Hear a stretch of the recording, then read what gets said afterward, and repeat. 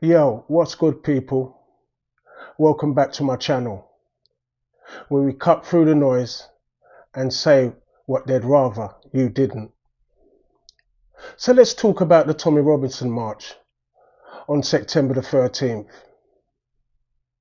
Was it really about protecting women and children? Or was it just another excuse for racism? Now, judging by the guest list of speakers, Jordan Peterson, Steve Bannon, Éric Zemmour, Hopkins, and even Elon Musk, all of whom are labelled as divisive or straight up racist in their own countries, you already know where this is going. Elon Musk even dropped the line, "We have to fight or be killed." Really? By who?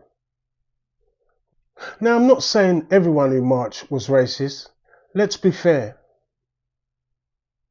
But come on, let's not pretend there weren't racists there. Fast forward to last weekend in Hull, another so-called march for the protection of women and children. A woman gets on stage, shares her story about being groomed from the age of 11 and calls the crowd disgusting. She goes on to say, and this is important, she wasn't groomed by Muslim men. Okay, you don't have to take my word for it. Watch this clip.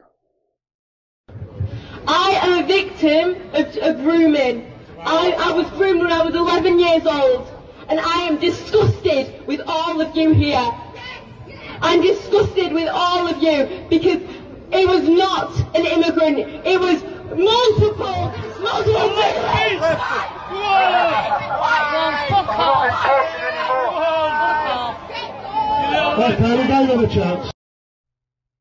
What happens? They snatch the mic off her, physically drag her away, and the crowd boos her down.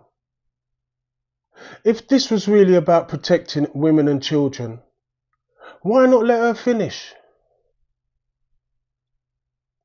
Oh, right, because it doesn't fit the narrative. And that tells you everything. This isn't about safety, it's just a vehicle for racism against black, brown, and especially Muslim people.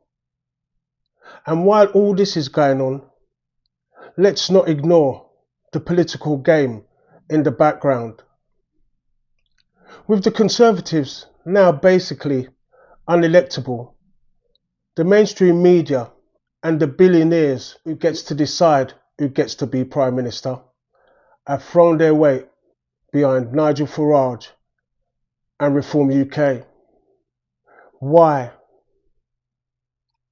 Because that's their only hope of keeping the status quo.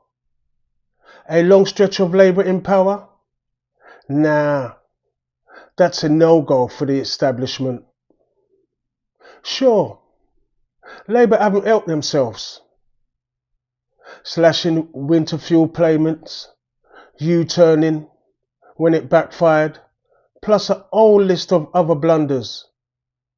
But the level of media bias is unreal. Farage and his 4 MPs, yes, 4, are getting more coverage than Labour, the Conservatives, the Lib Dems and the Greens put together.